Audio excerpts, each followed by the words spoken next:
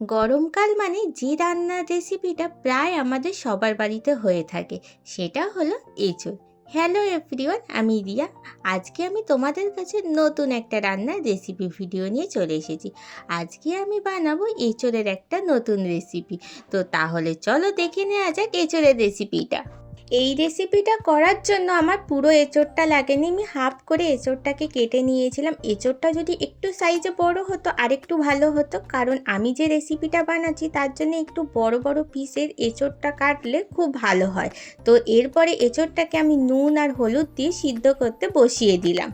এঁচোড়টা সিদ্ধ হয়ে যাওয়ার পরে এই রেসিপিটা করার জন্য একটা মশলা রেডি করতে হবে। তো সেই মশলাটাকে এবার রেডি করব। তার জন্য কড়ার মধ্যে দিয়ে দিলাম অল্প একটু সর্ষের তেল, আর একটা দিয়েছিলাম শুকনো লঙ্কা, 1 চামচ মতো গোটা জিরে, আর 1 চামচ দিয়েছিলাম গোটা ধনে, আর অল্প কটা দিয়েছিলাম আদার টুকরো। মশলাগুলো আস্তে আস্তে তেলের মধ্যে দিয়ে ভাজতে ভাজতে যখন খুব সুন্দর একটা গন্ধ বেরিয়ে আসবে তখন ভাববে যে মশলা ভাজা একদম রেডি। এরপরে আমি মিক্সার গ্রাইন্ডারের মধ্যে ওই মশলাটাকে পেস্ট করে রেখে দিলাম।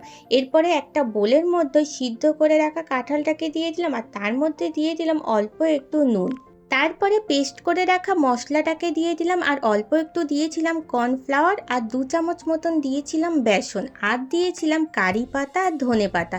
এই দুখানা পাতা দেওয়া মাস্ট, কারণ দুখানা পাতা দিলে খুব সুন্দর খেতে লাগবে, ধনে পাতা আর কারি পাতা।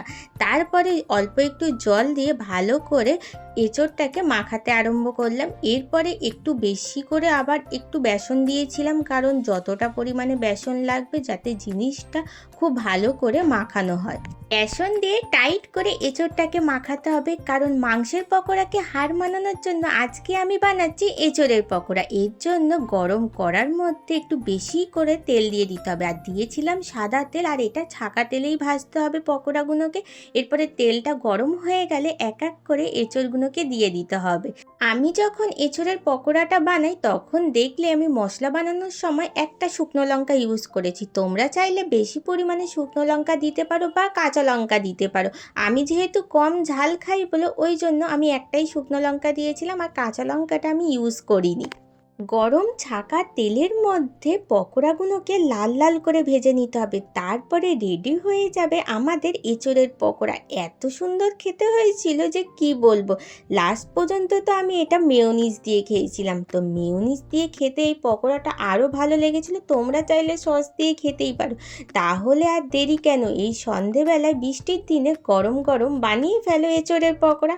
আজকের রেসিপিটা এই পর্যন্ত, দেখা হবে অন্য আরেকটা সুন্দর রান্নার রেসিপি নিয়ে। টাটা।